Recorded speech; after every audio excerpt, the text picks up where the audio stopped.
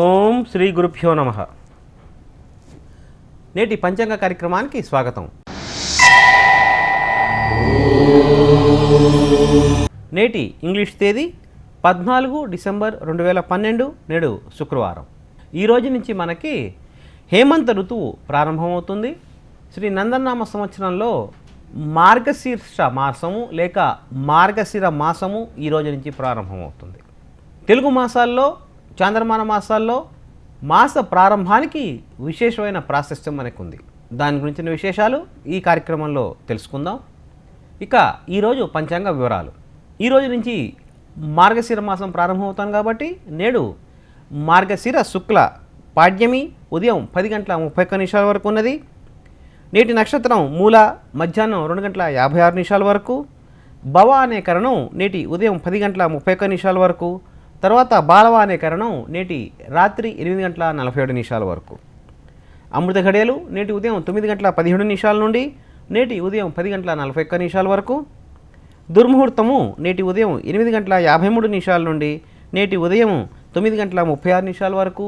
తిరిగి నేటి మధ్యాహ్నం 12:32 నుండి నేటి మధ్యాహ్నం 1:16 వరకు దుర్ముహూర్తం ఉన్నది. ఇక వర్జము నేటి మధ్యాహ్నం 1:30 నుండి నేటి మధ్యాహ్నం 2:55 వరకు ఉన్నది. తిరిగి నేటి రాత్రి 11 గంటల నుంచి నేటి రాత్రి 12:53 వరకు వర్జ్యం ఉన్నది. నేటి నుంచి మనకి ఈ నందనామ సంవత్సరంలో మార్గశీర్ష మాసం మనకి ప్రారంభమవుతోంది.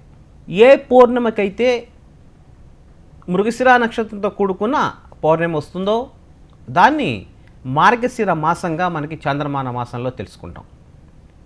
మాసము అనగానే మనకి నెల, మంత్ అంటూ ఉంటాం. కాబట్టి ఈ నెల, మంతు అనేది మనకి ఇంగ్లీష్ లెక్కల ప్రకారంగా 30 రోజులు కనుక గడిస్తే దాన్ని మనం ఒక నెల, ఒక మంతు అంటున్నాం. మనం చాంద్రమాన మాసంలో నక్షత్రాలు ఏవైతే ఉన్నాయో ఈ నక్షత్రాలు 27 తిరిగిన తర్వాత, అంటే ఈ రోజున మనకి ఈ యొక్క మార్గశిర మాసం ప్రారంభమవుతుంది. పౌర్ణమికి మార్గశిర పౌర్ణమికి, శుక్ల పౌర్ణమికి మృగశిర నక్షత్రం కనుకుంటే అది మార్గశీర్ష మాసం.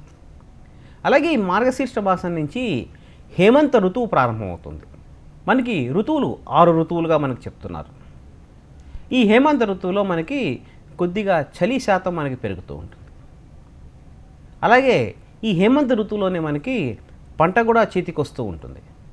కాబట్టి ఈ చలి పెరగటము, సంక్రమణం కావటము, అందులో ఈ మాసంలో మనకి ముఖ్యంగా మనకి 2 విశేషమైన అద్భుతమైన పండుగలు మనకు కనిపిస్తున్నాయి.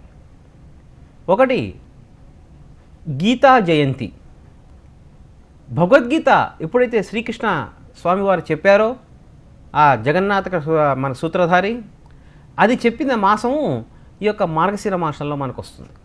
కాబట్టి గీత అనగానే మనకి, భగవద్గీత అనగానే మనకి ఒక చాలా పుణ్యభావం కలుగుతుంది. మనకి భగవద్గీత ఎవరైతే చదువుతారో వారి యొక్క పర్సనాలిటీ, అంటే వారి యొక్క వ్యక్తిత్వ వికాసం కలిగించేది ఈ యొక్క భగవద్గీత. అంతే తప్పితే ఏం చదువుతామండి గీతలు మనం మాటిమాటికి ఏదో దేవుడిది మనకెందుకండి అనుకోవడానికి వీల్లేదు. అక్కడ మన పర్సనాలిటీని డెవలప్ చేసుకునే ప్రతి విషయం మనకి గీతలో మనకు కనిపిస్తుంది. కాబట్టి పర్సనాలిటీ డెవలప్మెంట్ కోర్సుగా మనం ఈ గీతను కనుక చదవగలిగితే, అందుకే శాస్త్రకారులు కొంతమంది అన్నారు, ఏకకాలంలో 1000 మంది కనుక గీత చదివితే, భగవద్గీత చదివితే ఈ 1000 మందికి భగవద్గీత 1000 విధాలుగా అర్థమవుతుంది అని చెప్పి. అంతటి బాగా మహిమలు కలిగిన, అలాగే అంతటి నిగూఢ అర్థాలు కలిగిన ఈ భగవద్గీత యొక్క జయంతి, అంటే కృష్ణుల వారు అర్జునుడిని ఉత్తేజపరచడానికి చెప్పిన ఈ భగవద్గీత ఈ మార్గశిర మాసంలో మనకు కనిపిస్తుంది. అలాగే గురువు అనే పదానికే అర్థం చెప్పిన వ్యక్తి పరమ గురువు అయిన శ్రీ దత్తాత్రేయ స్వాముల వారు. ఆ దత్తాత్రేయ స్వామి వారి జయంతి ఈ యొక్క మార్గశిర మాసంలో వస్తుంది. ఎందుకంటే దత్తాత్రేయుల వారు ఎవరైతే ఆరాధిస్తారో దత్తాత్రేయుల వారిని, వారికి సర్వశక్తులు, సర్వగణాలు వారి యొక్క అందుబాటులో ఉండటం, వారికి ఆ గణాలు సేవ చేయటం అనేది మనకి చాలా విదితం. చాలామందికి మనం అంటే భక్త సులభుడు మహాదేవుడైన శంకరుడి తర్వాత భక్త సులభుడు ఎవరయ్యా అంటే ఈ యొక్క దత్తాత్రేయ స్వామి వారు. కాబట్టి ఆ దత్తాత్రేయ స్వామి వారి జయంతి కూడా ఈ యొక్క మార్గశిర మాసంలో వస్తుంది. అందుకే శ్రీకృష్ణ వారు అంటారు, మనకి నీకు ఏదయ్యా బాగా ఇష్టం అంటే శ్రీకృష్ణ అని అడిగితే మాసాల్లో మార్గశిర మాసం నాకు చాలా ఇష్టము, ఆ మాసం నాకు చాలా ప్రీతికరమైంది, ఎవరైతే ఈ మార్గశిర మాసంలో నా ఆరాధన చేస్తారో వారికి విష్ణు సాయుధ్యం కల్పిస్తాను. అలాగే ఎవరైతే ఈ మాసంలో శివపూజ చేస్తారో నాతో సమానంగా వారికి కూడా విష్ణు సాయుధ్యం కల్పిస్తాను అంట, విష్ణులోక ప్రాప్తి కలుగుతుంది అంటారు. శివకేశవుల భేదం మానవులైన మనకి మాత్రమే ఉంటుంది, అంతే తప్పితే ఆ నిరాకార నిర్గుణ స్వరూపులైన దేవతలకి ఆ యొక్క భేదం లేదు. అందుకే మార్గశిర మాసం నాకు అత్యంత ప్రీతికరమైంది అని చెప్పి విష్ణువులు వారు చెప్పినా కూడా దాంట్లో ఎవరైతే శివారాధన చేస్తారో వారికి కూడా ఆ శివుడి యొక్క కృప, నా యొక్క కృప తప్పనిసరిగా ఉంటుందని చెప్పి చెప్పడం జరిగింది. కాబట్టి ఈ మార్గశిర మాసంలో మనం చేయాల్సిన విధి విధానాలు ఏముంది అనేది మనం ఈ కార్యక్రమంలో తెలుసుకుందాం. నేడు ఈ మార్గశిర మాసంలో మనం విష్ణువు యొక్క ఆరాధన ఎలా చేయాలి, విష్ణు ఆరాధన చేస్తే మనకు కలిగే ఫలితం ఏంటనే విశేషాలు తెలుసుకుందాం.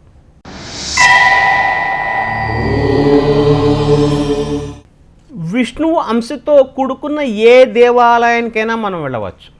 రామాలయం కానీ, వెంకటేశ్వర ఆలయం కానీ, లేక లక్ష్మీనరసింహస్వామి రూపకంగా ఉన్న ఉగ్రనరసింహం కానీ, లక్ష్మీనరసింహస్వామి కానీ, లేక లక్ష్మీనరసింహస్వామి కానీ ఏది రూపకంగా అయినా ఉన్న విష్ణు ఆలయానికి మనం దర్శనం చేసుకోవచ్చు. ఆ విష్ణు ఆలయం దర్శనం చేసుకుని అక్కడ కనుక జపము, హోమము, దానము కనుక చేస్తే అత్యంత పుణ్య ఫలితం కలుగుతుంది అని చెప్పి మనకి వేదశాస్త్రం చెప్తోంది. విష్ణు ఆలయంలో ఎక్కడ చేయాలయ్యా ఈ జపము అంటే విష్ణువు యొక్క ప్రతిమకి ఎదురుకుండా కూర్చుని, అక్కడ కనుక మనకి కూర్చునే అవకాశం లేకపోతే ఆ ధ్వజస్తంభం ఎక్కడైతే ఉంటుందో ఆ ధ్వజస్తంభం ఎదురకుండా, అక్కడ కూడా కూర్చోడానికి మనకు అవకాశం లేకపోతే ఆలయ శిఖరం ఏదైతే ఉంటుందో ఆ శిఖరాన్ని మనం విష్ణువు యొక్క ప్రతిరూపంగా భావించుకుంటూ విష్ణు ఆలయం యొక్క శిఖరాన్ని మనం చూసుకుంటూ జపం నిర్వహించుకోవాలి. జప సంఖ్య అనేది మనం ఇంట్లో చేసుకునే జప సంఖ్య కనుక ఒకటిగా భావిస్తే ఈ యొక్క మార్గశిర మాసంలో విష్ణు ఆలయంలో విష్ణువు యొక్క సన్నిధిలో కనుక మనం జపం కనుక చేస్తే దాని యొక్క ఫలితం మనకి 100 రెట్లుగా ఉంటుంది.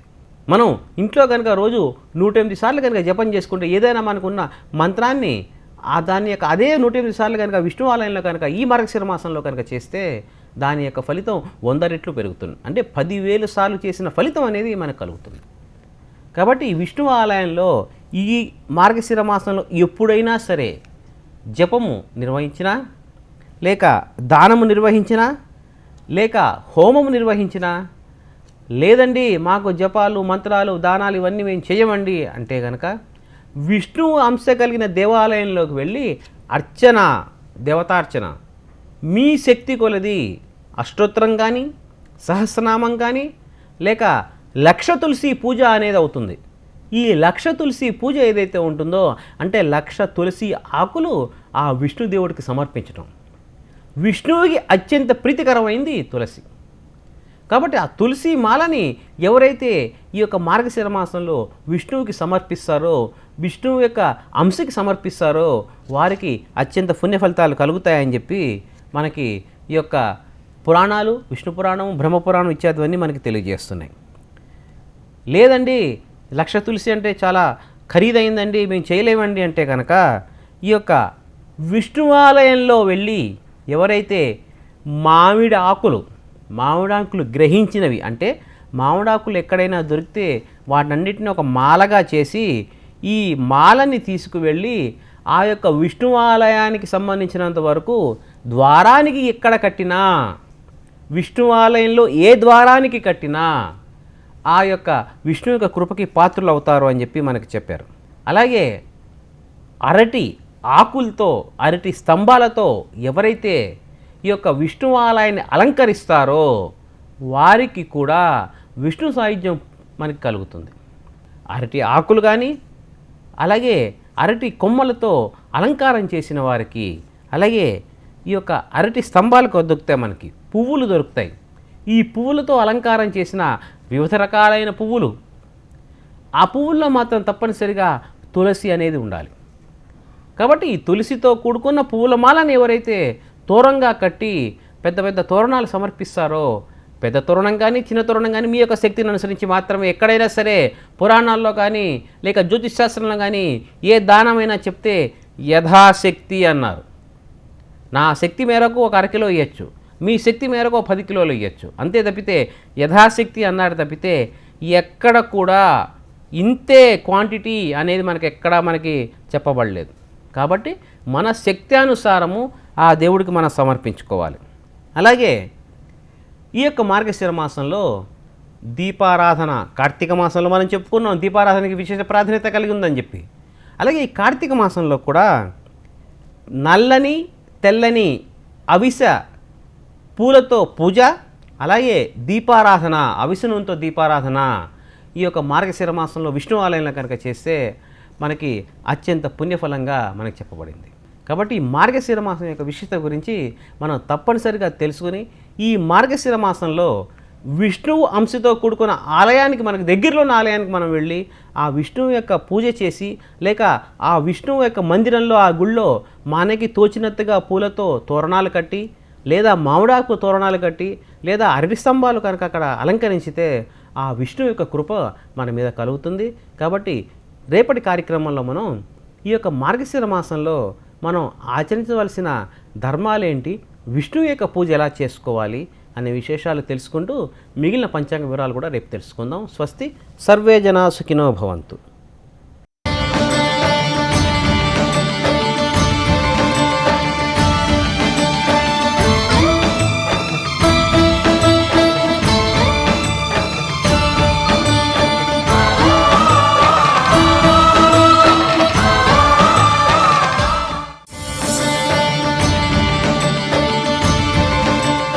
భూతనాద సదానంద సర్వభూత దయాపర రక్ష రక్ష మహాభాగా శాస్త్రేతుభ్య నమో నమః. ఇది శ్రీ శరణు ఘోషప్రియుడు అయ్యప్ప దయా తత్పరతను సూచించే మంత్రం. అంతటి దయానందుడు అయిన స్వామివారికి కేరళలో అవస్థలను బట్టి ఆలయాలున్నాయి. వీటిని భగవాన్ విష్ణువు అవతారమైన పరశురాముడు ప్రతిష్ఠించాడన్నది పురాణాల కథనం. సముద్రం నుంచి గొడ్డలితో పైకి తెచ్చిన భూభాగంతో ఇవి ఏర్పడ్డాయని అవి వివరిస్తున్నాయి.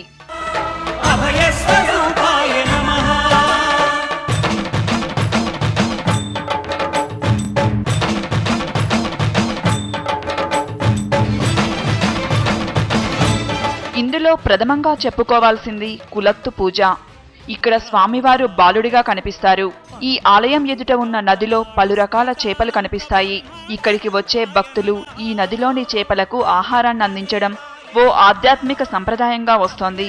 ఈ ప్రాంతంలో స్వామివారు బాలుడి రూపంలో ఉండగా తొలుత చూసినది మత్స్యకన్యలేనని, ఈ కారణంతో స్వామివారు మత్స్యకన్యల జీవిత విధానాన్ని అలవర్చుకున్నట్లు పౌరాణికులు చెప్తారు. ఈ కారణంతోనే మత్స్యాలకు ఆహారాన్ని అందించడం ఆనవాయితీగా వస్తోంది.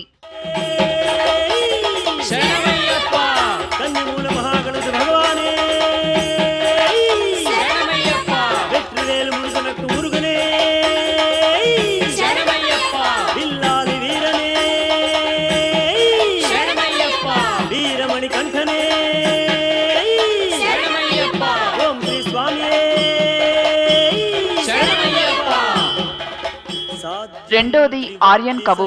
ఇక్కడ స్వామి యువకుడిగా కనిపిస్తారు. ఏనుగుపై వింతైన ఆకృతిలో కూర్చొని స్వామి దర్శనమిస్తారు. ఇక్కడ ఆలయంపై 4 వైపులా మలయాళీ సంప్రదాయాలు కనిపిస్తాయి.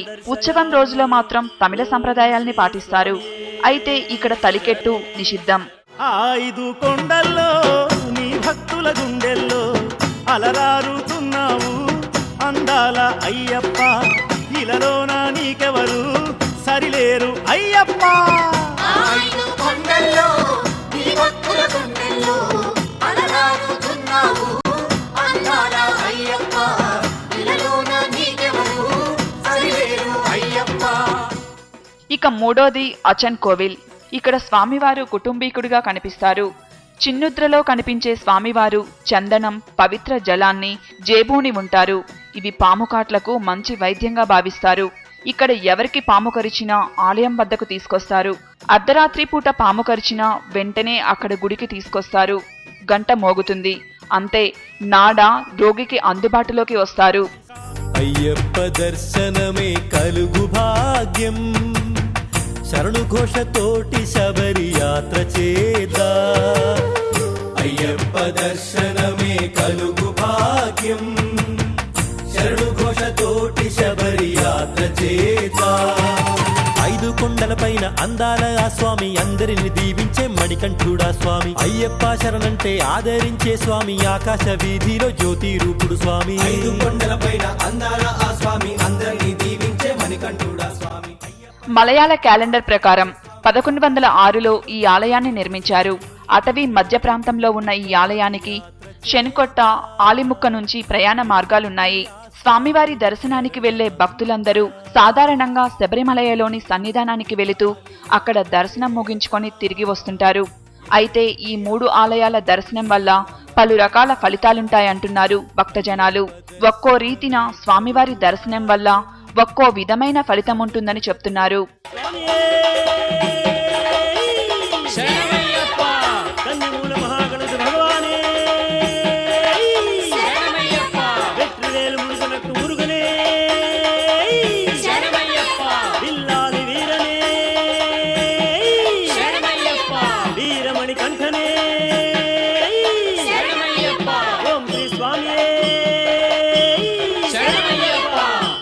అక్కడి సంప్రదాయాల్ని అనుసరించి పూజలు చేస్తూ ఆధ్యాత్మికంలో మునిగి తేలుతారు భక్తులు. ఎక్కడెక్కడి నుంచో ఇక్కడికి వచ్చి స్వామిని దర్శించడం తమ జీవిత భాగ్యం అంటున్నారు. అయ్యప్ప దేవాయ నమః, అభయ స్వరూపాయ నమః, హరిహర సుత